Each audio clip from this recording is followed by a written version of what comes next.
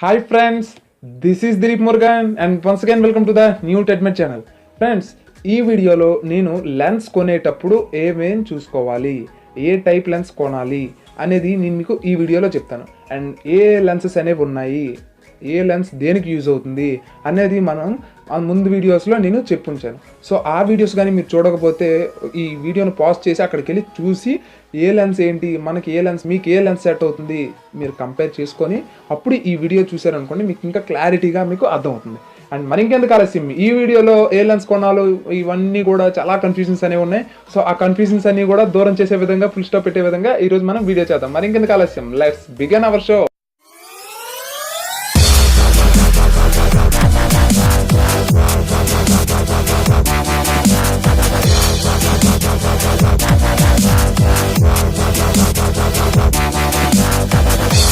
So number 1, మనం ఒక మంచి కెమెరా కొనగానే సరిపోదు, ఒక మంచి లెన్స్ కూడా మనం పర్చేస్ చేసేటప్పుడే మంచి ఫోటోగ్రఫీ, మంచి ఇన్వెస్ట్మెంట్ అని అనిపించుకుంటుంది. నెక్స్ట్, ఇప్పుడు మనం లెన్స్ కొనాలి అని అనుకుంటే ఫస్ట్ మనం కంపేర్ చూసుకోవాల్సింది ఏంటి అని అంటే ఫోకల్ లెంగ్త్. ఫోకల్ లెంగ్త్ అంటే ఏంటి అని అంటే, ఫర్ ఎగ్జాంపుల్ మీరు ఎంత డిస్టెన్స్ నుంచి సబ్జెక్ట్ని క్యాప్చర్ చేస్తున్నారు అనేదే ఫోకల్ లెంగ్త్. ఇప్పుడు మీరు ఒక వెడ్డింగ్ ఫోటోగ్రాఫర్ అనుకోండి. వెడ్డింగ్ ఫోటోగ్రాఫర్ అంటే స్టేజ్ ఎంత ఉంటుంది, ఇంచుమించుగా ఒక 20 feet కంటే ఎక్కువ ఉంటుంది. సో అంతకంటే తక్కువ ఉంటుంది, అంతకంటే ఎక్కువ కూడా అంతకుమించి ఉండవు, మహా అయితే 30 mm ఉంటుంది. ఓకే, సో ఇప్పుడు మీరు ఏం చేయాలి, మించుమించుగా ఒక 50 mm ఉన్న లెన్స్ అయితే మీరు ఖచ్చితంగా క్యారీ చేయాల్సి ఉంటుంది. లేదు మీరు 100 mm ఫిట్ చేశారనుకోండి, అదే 30 mm స్టేజ్ని మీరు కవర్ చేయాలంటే చాలా బ్యాక్కి వెళ్ళి మీరు కవర్ చేయాల్సి ఉంటుంది. సో ఖచ్చితంగా మీరు ఒక లెన్స్ కొంటున్నారు అని అంటే ఖచ్చితంగా చూడండి ఫోకల్ లెంగ్త్. అందుకనే ఫోకల్ లెంగ్త్ ఉండేది ఎప్పుడు తీసుకుంటారు అని అంటే, ఎవరైతే ఈ ఫోటోగ్రాఫర్స్, వెడ్డింగ్ ఫోటోగ్రాఫర్స్ కానీ, లేదు అనుకుంటే చిన్న చిన్న ఫోటోగ్రాఫర్స్ బర్త్డేస్ కానీ, షార్ట్ ఫిల్మ్స్ కానీ తీయాలనుకుంటున్నారో వాళ్ళు ఏం చేస్తారంటే 18 to 105, 135, సో ఎలా ఉంటాయి 125, ఒక్కొక్కలా ఉంటాయి. ఓకే, సో అది మీరు చూస్ చేసి తీసుకోండి. అప్పుడు ఏమవుతుంది, మీకు సబ్జెక్ట్ అనేది ఎక్కడున్నా మీరు ఒకే ఒక లెన్స్ మాటికి మార్చుకోకుండా ఒకే లెన్స్తో మీరు ఫిక్స్ చేసుకోవచ్చు. సో మీరు జస్ట్ ఇలా తిప్పుకోవడం అంతే. సో అది సింపుల్ అయిపోద్ది మీకు. సో నెక్స్ట్ ఫోకల్ లెంగ్త్ అనేది మీరు ఫస్ట్ కంపేర్ చేసుకోండి. సో ఈ ఫోకల్ లెంగ్త్ ఉండేదే మీరు ఎక్కువగా ప్రిఫర్ చేయండి. ఓకే, ప్రైమ్ లెన్స్ అంటే ఫిక్స్డ్గా ఉంటుంది, అది మీరు చేయడానికి ఏం లేదు. సో ఎప్పుడైతే టెలిఫోటో లెన్స్ వాడతారో అప్పుడు ఇది తీసుకోండి. ఓకే, నెక్స్ట్ ఫోకల్ లెంగ్త్ అనేది మనం తెలుసుకున్నాం. అండ్ సెకండ్ వన్ వచ్చేసరికి క్రాప్ ఫ్యాక్టర్. ఓకే, ఈ క్రాప్ ఫ్యాక్టర్ దేనికి అని అంటే ఫుల్ ఫ్రేమ్ కెమెరాస్ ఉంటాయి. సో 1DX కానీ, 5D కానీ, canon ఇవి. నెక్స్ట్ నికాన్ వచ్చేసరికి 810 కానీ, 750 కానీ, సో ఇలాంటివి చాలా ఉన్నాయి. ఓకే, ఇవి ఫుల్ ఫ్రేమ్ సెన్సార్స్ అంటారు. ఈ ఫుల్ ఫ్రేమ్ సెన్సార్స్ ఏంటి అని అంటే ఎక్కువ డీటెయిల్స్ని క్యాప్చర్ చేసుకునే సెన్సార్స్ అనమాట. ఇప్పుడు ఎక్కువ డీటెయిల్స్ క్యాప్చర్ చేసుకుంటున్నాయంటే దానికి తగ్గ ఇదే ఎక్విప్మెంట్ అయితే మనం ఇవ్వాలి కదా. అలాంటప్పుడు ఏమవుతాయి అని అంటే మనం ఈ క్రాప్ ఫ్యాక్టర్స్ ఇవి మనం చూసుకోవాలి. ఈ క్రాప్ ఫ్యాక్టర్ ఏంటి అని అంటే, ఇప్పుడు ఫర్ ఎగ్జాంపుల్ మనం ఒక పిక్చర్ని 1080pలో మనం రికార్డ్ చేసుకున్నాం, దాన్ని 720లోకి తగ్గించామనుకోండి, పిక్చర్ హైలైట్ అవుతుంది. నమ్మదు కావట్లేదా? మీ యొక్క MX ప్లేయర్ ఉంది కదా, ఈ వీడియోని డౌన్లోడ్ చేసుకోండి. MX ప్లేయర్లో కానీ ఈ వీడియో డౌన్లోడ్ చేసుకోవాల్సిన అవసరం లేదు. ఓకే, మీ దగ్గర ఏమైనా వీడియోస్ ఉంటే MX ప్లేయర్లోకి వెళ్ళి మీరు క్రాప్ చేయండి, దగ్గరికి బిగ్గరగా, సో బిగ్గరగా స్మాలర్గా మీరు చూస్ చేసి అదే స్ట్రెచ్ చేసి చూడండి. అప్పుడు ఏమవుతుంది, ఎప్పుడైతే మీ యొక్క పిక్చర్ సైజ్ అనేది తగ్గించేశారో అప్పుడు ఇంత సైజులో మీకు 3GB కూడా చాలా ఎక్సలెంట్గా మీకు కనిపిస్తుంది. దానికి కారణం ఏంటి అంటే క్రాప్ సెన్సార్. ఓకే, సో ఆ క్రాపింగ్ అంటే ఏంటి అని అంటే, మీరు పిక్చర్ని ఎన్లార్జ్ చేసినా డిక్రీజ్ చేసిన డీటెయిల్స్ అనేది మిస్ అవ్వకుండా ఉండడం కోసం ఈ క్రాప్ అనేది మనకి యూజ్ అవుతుంది. ఓకే, సో ఈ క్రాప్ ఫ్యాక్టర్ అనేది ఖచ్చితంగా అవసరం. సో మీరు చూస్ చేసుకునేటప్పుడే మీరు చదివి తీసుకోండి, అది క్రాప్ ఫ్యాక్టర్కి అనుగుణంగా ఉందా లేదా అనేది. నెంబర్ 2 పాయింట్, ఇది ఎవరికి ఎక్కువ అని అంటే full frame and APS-C size super 35 mm. So ఇలాంటి ఇవంతా కూడా ఎవరైతే ఇవి వాడతారో, పెద్ద కెమెరాస్ వాడతారో వాళ్ళు మాత్రమే లెన్స్ పర్చేస్ చేసేటప్పుడు ఈ క్రాప్ ఫ్యాక్టర్ అనేది కంపేర్ చేసుకోండి. అండ్ థర్డ్ వన్ వచ్చేసరికి అపేచర్. ఓకే, ఇది ఎక్కువగా యూస్ఫుల్లే. అపేచర్ అనేది 3.5 నుంచి స్టార్ట్ అవుతాయి నార్మల్ టెలిఫోటో లెన్స్ వచ్చేసరికి, అండ్ కొన్ని అయితే 2.8 నుంచి కూడా మనకి ర్యాప్ అవుతూ ఉంటాయి. సో కంప్లీట్గా మీరు 3.5 నుంచి ఉండేది తీసుకోండి. అపేచర్ అనేది 3.5 నుంచి ఉండేవి తీసుకోండి. అండ్ 2.8 ఉంటే మరీ మంచిది, కానీ మ్యాక్సిమం అవి చాలా హై కాస్ట్లో ఉంటాయి. ఓకే, అండ్ అపేచర్ అయిపోయింది. Next focusing. ఆ ఫోకసింగ్ యొక్క స్పీడ్ ఎంత ఉంది అనేది మీకు కింద డిస్క్రిప్షన్లో ఉంటుంది. సో ఆ ఫోకసింగ్ అనేది ఎలా ఇస్తుంది, ఎంత టైంలో ఫోకసింగ్ చేసుకుంటుంది, ఆ ఫోకసింగ్ లెవెల్స్ ఎలా ఉన్నాయి అనేది మీరు చూస్ చేసి తీసుకోండి. నెక్స్ట్ వచ్చేసరికి ఇమేజ్ స్టెబిలైజేషన్ ఉందా లేదా. యాక్చువల్గా కెనాన్లో కానీ నికాన్లో కానీ మనకి ఇమేజ్ స్టెబిలైజేషన్స్ అనేవి చాలా తక్కువ ఉంటాయి. ఓకే, పెద్ద కెమెరాస్కి వెళ్ళిపోయినా కూడా మనకి ఇమేజ్ స్టెబిలైజేషన్స్ అనేవి రావు. కానీ సోనీలో అలా కాదు, 5 యాక్సిల్ ఇమేజ్ స్టెబిలైజేషన్ అనేది మనకు ఉండడం వల్ల లెన్స్లో ఎక్కువగా స్టెబిలైజేషన్ ఉన్న ప్రాబ్లం లేదు, లేకపోయినా ప్రాబ్లం లేదు.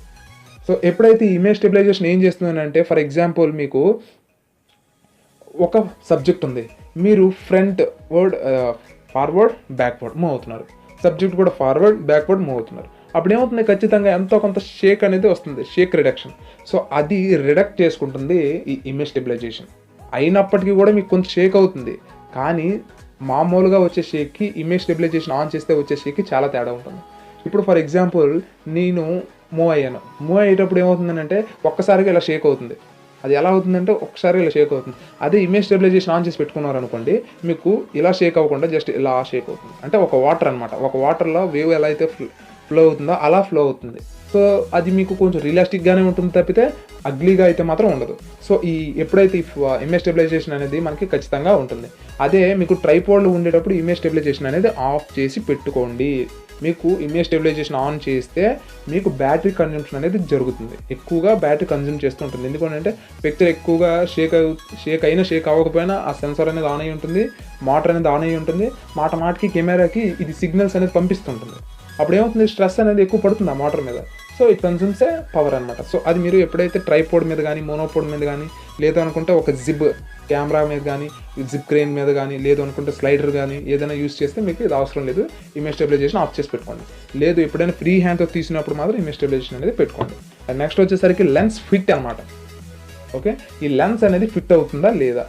మనకి మౌంట్ అనేది మనకి ఇచ్చేస్తాడు, ఒక కెమెరా పర్చేజ్ చేసేటప్పుడు ఏ మౌంట్ అనేది ఇచ్చేస్తారు. ఇప్పుడు కెనాన్లోకి వచ్చేసరికి EF mount, okay, ES mount ఇలాంటివి. నికాన్లోకి వచ్చేసరికి ఈఎఫ్, ఈఎస్ ఇలాంటి చాలా మౌంట్స్ ఉన్నాయి. ఓకే, మ్యాక్సిమం ఎక్కువగా ఈఎఫ్ మౌంట్ ఉన్న మౌంట్స్ని మాత్రమే తీసుకుంటే వాటికి ఎక్కువ లెన్సెస్ అనేవి సపోర్ట్ చేస్తాయి. అంటే ఫర్ ఎగ్జాంపుల్ మనకి చెప్పాలి అని అంటే, ఒక నా షూ సైజు 9 అనుకోండి, నా షూ సైజ్ 9 అయితే 10 వేసాను అనుకోండి, ఏమవుతుంది, లూజ్ అయిపోతుంది.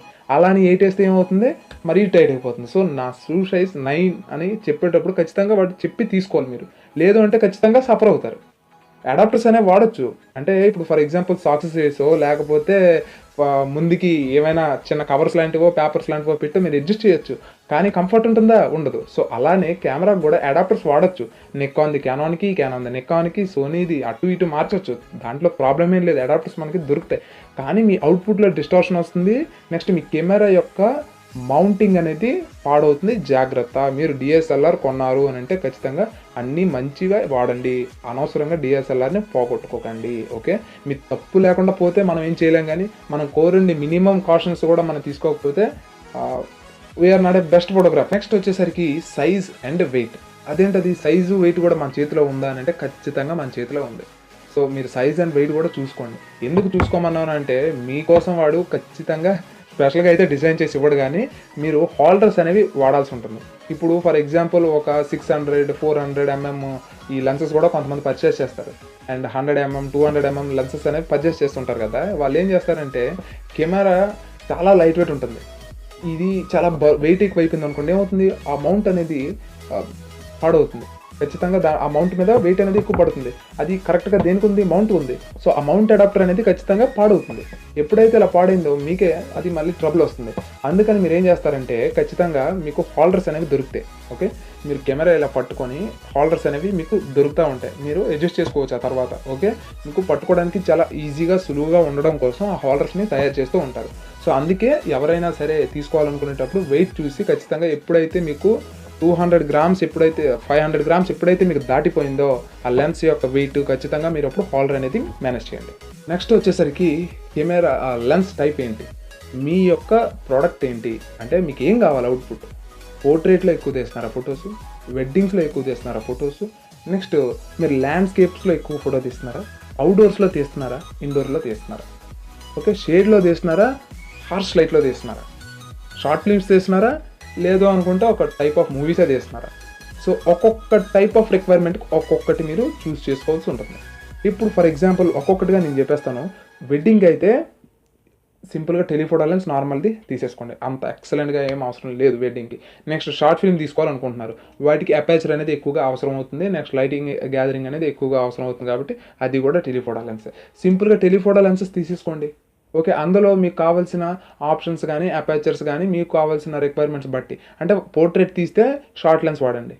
ఓకే, ఎప్పుడైతే లాంగ్ లెన్స్ వెళ్తున్నారో అప్పుడు ఫుల్ ఫ్రేమ్, అంటే మొత్తం బాడీ మీకు కింద హీరో షూ నుంచి పైన హెయిర్ వరకు ఎక్స్ట్రా డీటెయిల్స్ లైక్ స్కై వరకు ఖచ్చితంగా అంతా కనబడాలి, కాబట్టి అప్పుడు మీరు లాంగ్ లెన్స్ తీసుకోవాలి. ఓకే, ఈ లాంగ్ లెన్స్ షార్ట్ లెన్స్ ఈ రెండే ఉంటాయి. ఈ లాంగ్ లెన్స్ ఎప్పుడు తీసుకోవాలి, షార్ట్ లెన్స్ ఎప్పుడు తీసుకోవాలో తెలిసింది కదా. సో ఎప్పుడైతే పోర్ట్రేట్ తీస్తారో అది షార్ట్ లెన్స్, ఎప్పుడైతే లాంగ్ షీట్ తీయాలనుకుంటున్నారో అది నార్మల్ లాంగ్ లెన్స్ అనమాట. ఓకే, ఈ వీడియో ద్వారా మీకు లెన్స్ గురించి క్లియర్ విజన్ అనేది వచ్చింది అనుకుంటున్నాను. ఇంకా ఎవరికైనా అర్థం కాకపోతే మీరు కింద కామెంట్ సెక్షన్లో పెడితే మీకు ఏం డౌట్స్ ఉన్నాయనేవి Q&Aలో, అంటే నేను ఈ 4 వీడియోస్ అయిపోయిన తర్వాత నేను చూసి ఎవరికైతే ఎన్ని కామెంట్స్ ఉన్నాయో అవన్నీ రాసుకొని మీకు మళ్ళీ ఒక ఎపిసోడ్ చేస్తాను. ఏంటి అని అంటే మీకున్న డౌట్స్ నేను అన్నీ చెప్పలేకపోవచ్చు. ఓకే, సో అంత కంఫర్ట్గా నేను చెప్పానో లేదో నాకు తెలియదు కదా. సో మీరు చెప్పండి కింద కామెంట్ సెక్షన్లో, మీకు ఇంకేమైనా డౌట్ ఉంటే కింద అడిగితే నేను అవి రాసుకొని మీకు ఆ ఆన్సర్స్ అనేవి డైరెక్ట్గా మీకు Q&A ఎపిసోడ్లో మీకు ఇస్తాను. Okay friends, and this is Dilip Murugan signing of.